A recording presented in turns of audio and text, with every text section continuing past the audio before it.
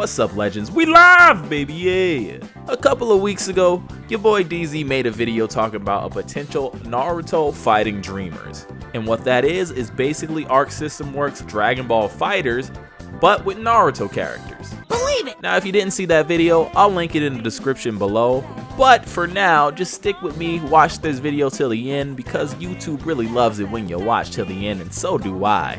And now, without further ado, let's talk about the potential Naruto Fighting Dreamers roster. We are fighting dreamers. Fighting dreamers.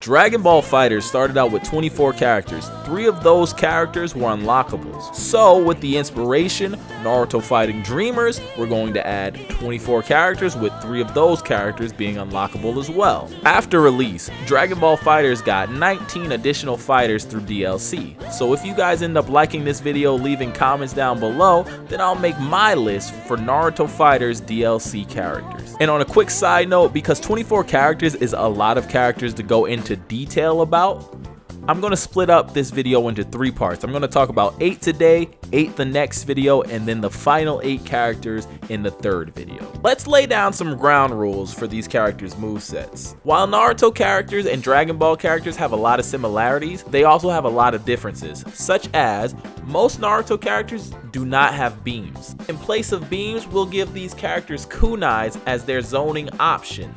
And depending on the character, the better the kunai. Now that that rule is set in stone, let's get onto the moveset of the first character. Starting with numero uno himself, of course we have to add.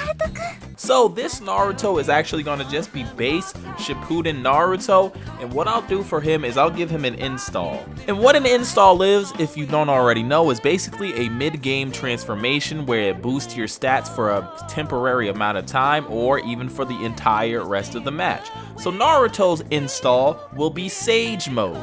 Now, while I will admit that either Biju Mode or Sage of Six Paths Mode would be a way cooler install for Naruto, we have to show some love to Sage Mode, and we also have to think about the DLC and or the rest of the roster when it comes to how many Narutos we're adding to this game. Because just like Dragon Ball FighterZ added about 4 to 5 different Gokus, Naruto's gonna have to get some shine in this game. It's really inevitable.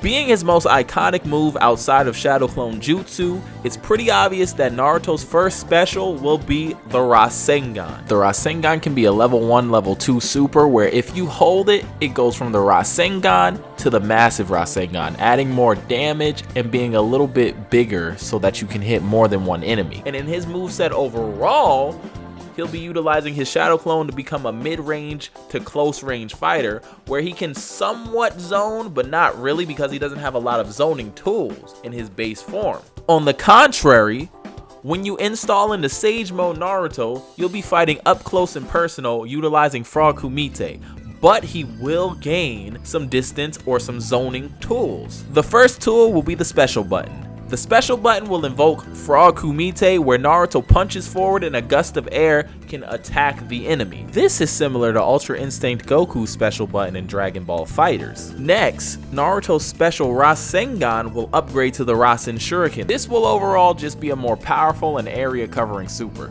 Depending on what form this Naruto is in, his ultimate will either be the 4-tail transformation or the 6-tail transformation. Both will be rush down attacks that end with tailed beast bombs, just like he did to Orochimaru and Pain. Naruto's quarter circle, light, medium, and heavy attacks will use his Shadow Clone Jutsu to get in on the opponent or backtrack away from the opponent in really innovative ways. This will give your boy Naruto some saucy, sensual mix-ups.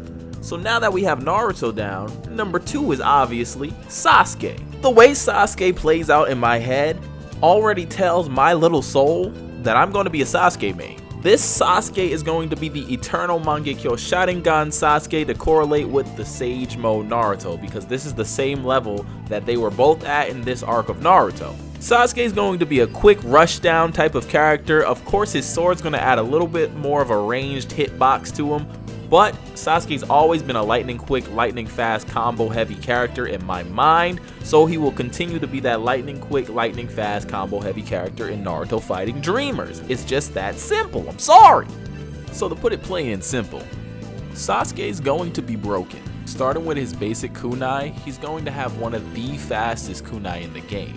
This will be the Amaterasu spears that he uses in his Vanishing Rasengan variant in Naruto Ultimate Ninja Storm 4. Then he'll have some zoning options with his quarter circle forward, light, special, and heavy, utilizing his Susanoo. This Sasuke is going to have two super moves. The first super is obviously going to be the Chidori. The Chidori is Sasuke's most iconic move, on par with Naruto's Rasengan. This move is going to have Sasuke run at light speeds across the stage, attempting to hit and penetrate his opponent with a Chidori. As a second super, Sasuke is going to have the Fireball Jutsu, which is a specialty of the Uchiha clan, and this is going to be triggered by pressing L2 or R2 instead of R1 when using a super.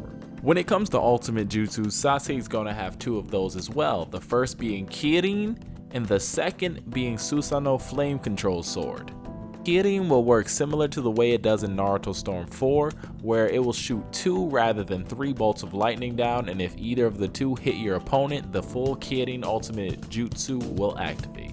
Flame Control Sword will be akin to Vegito's Spirit Sword, wherein Sasuke will swing down vertically, and if the attack lands, then the ultimate jutsu will activate. Now I'm sorry to say, but the third character is going to be a very basic character. This is probably going to be baby's first character, and a lot of babies are not going to want to use this first character, because the third character is going to be Sakura Uchiha. Well, not Sakura Uchiha, but Sakura Haruno, from the War Arc specifically. I'm giving Sakura her War Arc variation because she doesn't really change much through the course of the Shippuden series. We know Sakura to have monstrous strength and a fine control over her chakra.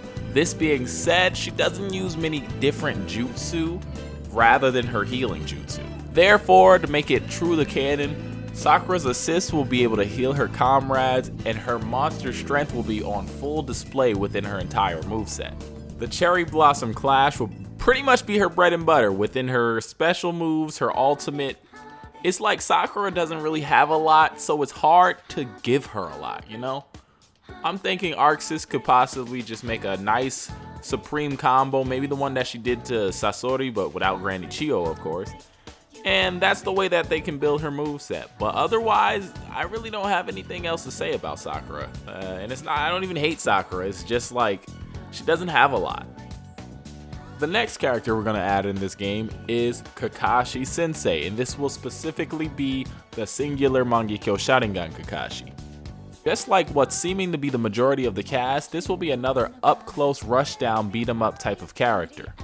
His first super will be the Lightning Blade. This will be slightly faster than Sasuke's Chidori and slightly weaker than the Chidori, so he can balance out. For his quarter circle light, heavy, and medium attacks, he'll be using Kamui to teleport different items away and back at the enemy.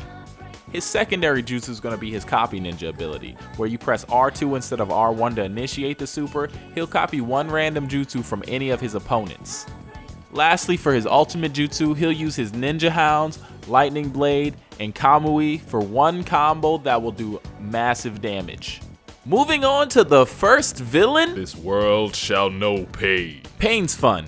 I'd expect him to play like the Ginyu Force, wherein he can call the 6 paths of pain out in order to attack his enemies at will. And also, with other Rinnegan abilities such as Universal Pull and Almighty Push, we're going to give him a bit more range than the other characters. Now, the Universal Pull obviously should not pull characters from deep across the map for balancing purposes. If it was canonical, of course it would pull from anywhere, but for balance purposes, we're gonna give it about a mid-range screen pull. Universal Pull will not even be a super move. It'll be a quarter circle forward, light, medium, and heavy attack, ranges depending on whether you choose to make it a light, medium, or heavy. For his first super move, we're going to give him an Almighty Push. He can use this as an aerial version or on the ground. And for the range, I'd say give it about a mid-screen range. Well, a little less than a mid-screen range. Make the circle around his entire body. Just don't make it too big, but don't make it too small. Make it a nice even amount, maybe like the Storm 4 Almighty Push. His second super will be what he did to Jiraiya to defeat him inevitably,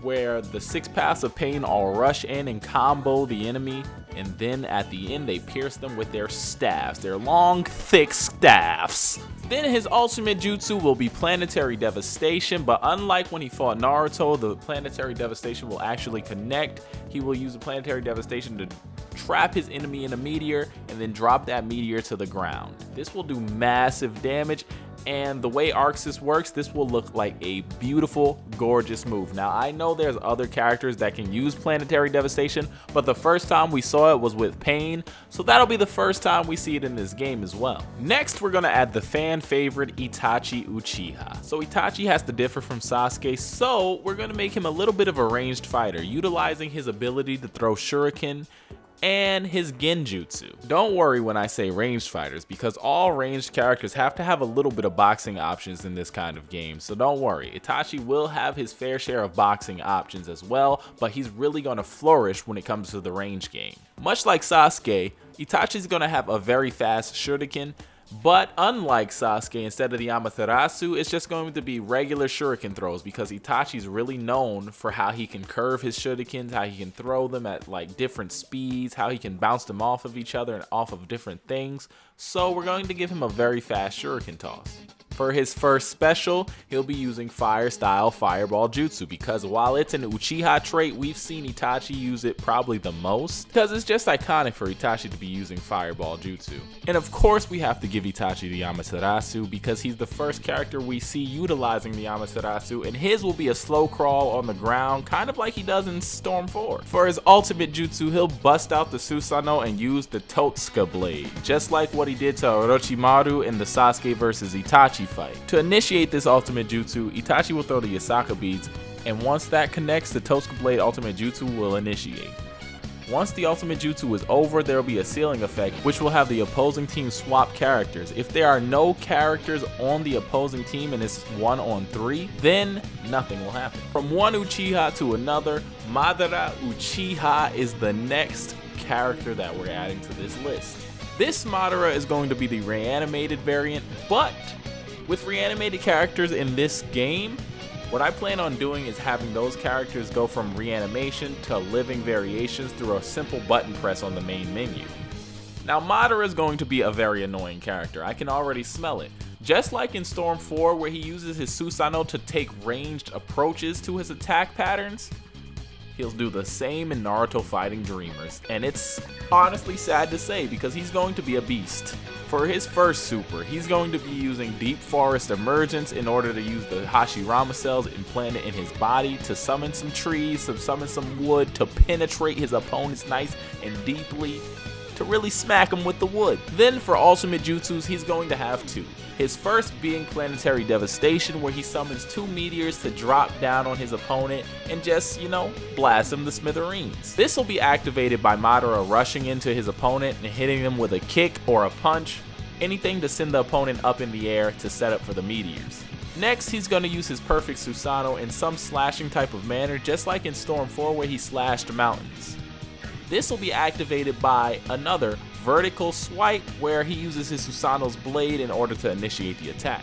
Last, we have the first unlockable character, Boruto Uzumaki. This Boruto is going to be post-movie Boruto, so we're going into the post-Momoshiki arc of Boruto. It'll be somewhat similar to base Naruto, wherein he can use his shadow clones to get in close, but because Boruto's been shown to have multiple elements of jutsu, his supers are going to be special. His first super is going to be the Vanishing Rasengan. This will be a chargeable super. Now first, if you just tap the button, Boruto will do a regular Rasengan, but if you hold it for a little longer, he'll throw the Rasengan and it will vanish, lingering on the screen for about 3 seconds. His quarter circle forward, light, medium, and heavy attack will be the Boruto stream, where he launches himself with wind style using a shadow clone. Of course, the distance will be dependent on whether you're using the light, medium, or heavy variation. His ultimate jutsu, I'm really expecting Arcsystem Works to come up with something maybe original and have Boruto rush down his opponent using his shadow clones, using his invisible Rasengan and Rasengan in general,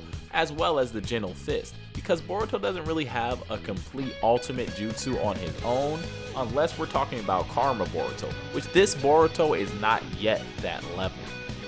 So with Boruto out of the way, that's the first 8 characters for Naruto Fighting Dreamers. If I didn't mention any shuriken, that means that every other character had a basic shuriken that really didn't need to be mentioned. They had basic kunai or a basic shuriken toss. But besides that, if you guys enjoyed this video, please do leave a like and a comment down below letting me know what you think. Let me know if you guys disagree or agree with my characters, with my movesets. Let me know any ideas you guys have for characters or movesets, what characters you guys want to see in the game, and let me know if you enjoyed this video enough for the part 2 and the next 8 characters.